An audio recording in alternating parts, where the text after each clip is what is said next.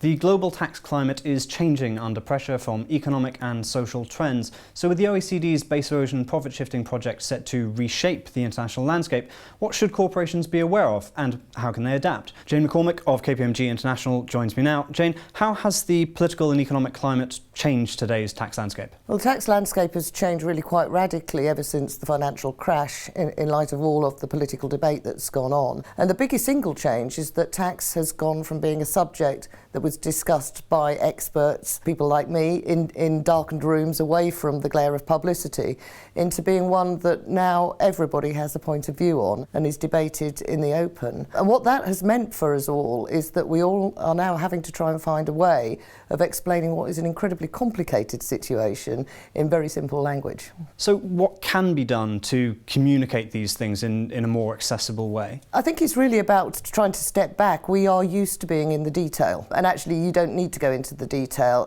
And most of what we are doing in managing tax is of course driven by a business issue. So I think it's about us needing to explain what the business issues are that we're facing. And tax has always been an important boardroom issue, but increasingly more so in terms of social responsibility as well as the bare financials of it. Yes, of course. I mean, tax has been a very important issue for the board. It's a very significant cost that's borne by business, and it's a very significant risk that they face. But things have changed really quite radically because increasingly the way that a business manages tax is being seen almost like a proxy for their attitudes to their social responsibility. The BEPS project was introduced to keep pace with increasingly multinational corporations, fluid movement of capital, the rise of e-commerce.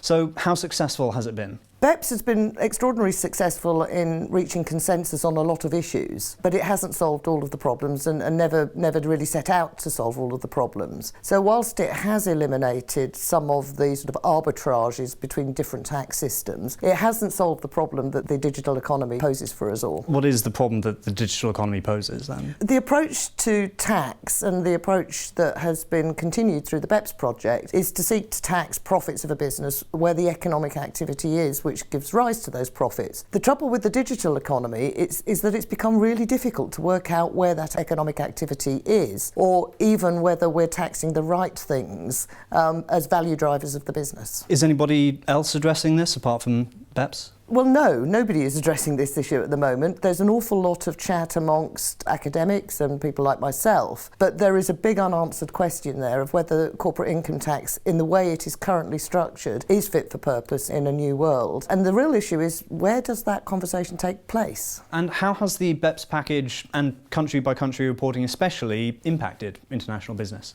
So what's happened already on BEPS is causing change. Businesses all over the place are looking at what they believe will be the future and thinking through whether their business models are fit for that future and also whether the way they manage tax is right. But of course we're only at the beginning of that journey. The OECD's work in terms of writing the framework is nearly over, but of course the action now really happens in implementation, and that's a matter of governments all around the world having to rewrite their own domestic tax laws. As you said, you're having conversations with academics, having conversations with businesses around the world.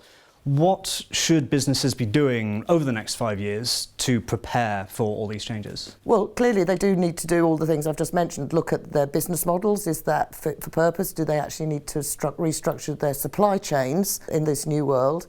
To look at the way in which they manage tax. They really are going to have to take a much more holistic view to the overall management of tax on an international basis. But the biggest single change, I think, is that they now really need to be able to think through how they explain all of that to the various stakeholders who are going to be looking at the information that they provide and trying to work out what they're doing. In terms of board members and business executives, what one thing would you recommend they do to prepare for this changing environment? I think the most important thing that senior executives in a business need to do at the moment is to actually think through what their strategy is in relation to tax, to make sure that that's understood right throughout the organisation, not just by the tax people within it, to make sure that's consistent with the overall values of the organisation, and then figure out a good way to communicate that to their stakeholders. Jane McCormick, thank you very much. Thank you.